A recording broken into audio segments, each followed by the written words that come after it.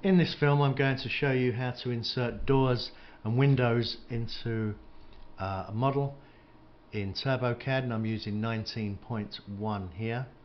We're dealing in millimeters, and we're starting off with a building I created in the earlier tutorial to show you how to draw walls. In the earlier tutorial I mentioned that all the tools we used were in the deluxe version as well, and that was a mistake because the split tool that we used here is not in the deluxe version. Okay, the way of inserting windows is exactly the same way as doing doors, so I'm just going to do two doors here. So first of all we need the architectural tools. In 18, I think that the word architectural is up here across the top in the standard toolbar somewhere. It's not in 19. In 19 we'd find the architectural tools either under tools here, architecture, and they've all got submenus, or simply by right clicking at the top here, all the toolbars open, we just select architecture here and they will appear. So clearly, first of all we choose the door, left click to select the door. There's a door, it's appeared down the bottom as something very small, so it's not big enough, it's the wrong size, whatever it is. So we right click, we go to properties and door main. Now in here we type the width of the door first of all, so we're going to create an outside door and then an interior door. So the outside door we'll choose just as a standard door size, 6'6" by 2'6", which in metric is 762 width, tab by 1981. It defaults here to measuring the outside of the frame. I think really we'd want the inside of the frame. It defaults to coming from the threshold, i.e. the base. Here's the threshold height here again. We're not going to touch any of these because the door is going to sit on the floor for us in this instant. Open percent, how far the door is open, it's defaulted to 50. I'm just going to close it a little bit to 30. And I won't bother with the other bits and pieces, so we say OK, and there's the door. We can see we've defaulted to a double door,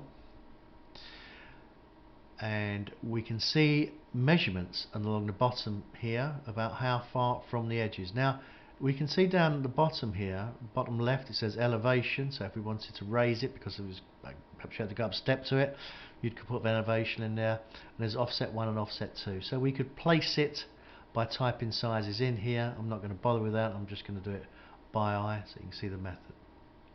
We can also see some other variations here on the side. It says flip right to left, so it was a single door and you wanted it to be hinged the other side, you click there. And this one is flip inside outside, so at the moment the door's opening inwards, which we can see.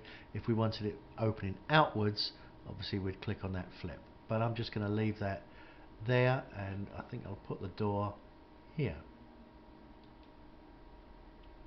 Okay, when we've finished there, I only want one door for now. I'm going to right click and I'm just going to go cancel, and there's my door.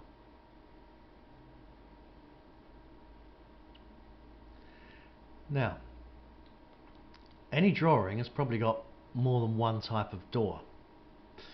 At the moment, while in the doors and click in and go into properties, if we look up at general door styles, we've just got the standard door, just the one that we've been given. So what we're going to do now is create a new door, a new style. So we need to go to the style manager, and in 19 it's under view. In 18 you'd go to tools, palettes and style manager. In 19 we go to view, and then somewhere down here, not selection information, style manager. There's a style manager over to the right here. Nothing's highlighted because we haven't highlighted anything here. If we open door styles, we can see we've just got standard, and there's a preview down here. If you can't see the preview, it means that this box is probably closed up and it's down there somewhere. So all these open up and this comes down as well. So if any of these things are not visible to you, it's just because, you know, the blind has gone over the other one and saying you can't see it. Okay, so we've got standard here. There's our standard door. Now we want to create a new style of door. Let's open this up a bit so we can see it easy. So where it says up the top here, you see it says create new style. I'm going to click on to create new style, and here it is. Inside door. I suppose I should have said interior really. Anyway, inside door. Okay. Here it is, inside door. So I'm going to select that, click onto it, and then I'm going to change things about it. So in dimension, I can change all the widths and the frame and the stop and all that business, glass thickness. I'm not going to bother here. The only thing I'm going to click on is auto adjust to width of wall. The design, I'm going to change it to, see it says the double hung here, let's change it to a single just so we can see the difference. Obviously there's all these other ones down here, but this is just a small shed, so it's single door. Door shape is rectangular on the top. Look, I've got all these other variations, but I'll leave it at rectangular. Profile is something we might look at later on. It's where we create your own door style completely. Rather than choose a number of things off a shelf, as it were, here to put them all together, in a profile you can create your own door, any type of door, whatever you like, any design, and then that goes into the parametric parts. Muntings you know about, things on the tops of doors, shapes, blocks we won't bother about, and so I close that down there and I close that down. And materials, obviously if you want to put a material in here, the frame material at the moment is defaulted to brick, so probably we'd want a wood, and then here what type of wood, so we wanted oak, and so okay, so we've actually put a door style there, but we're not going to look at materials, but that's where you do them.